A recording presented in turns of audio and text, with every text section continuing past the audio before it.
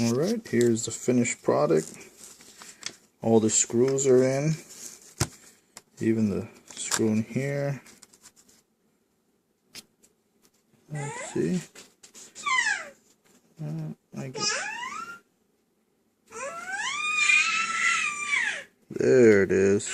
There. I'm glad I was able to show you guys. That's all the screws. And I figured out that all the screws are actually the same size, except for the ones in here. The ones in here are the small screws, so if you're afraid of, I guess, figuring out what screws go where, if I can get this to open.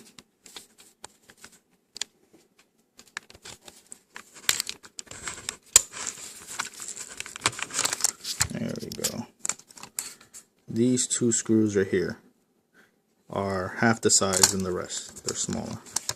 So you don't have to worry about which screws are which.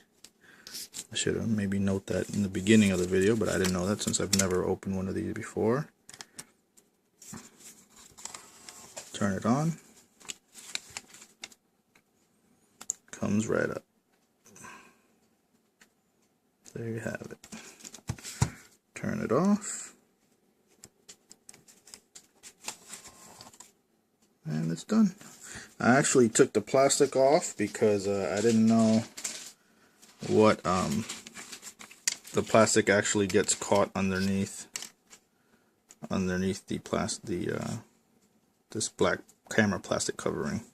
So I just went ahead and took it off. If you don't mind that, you can leave it on there.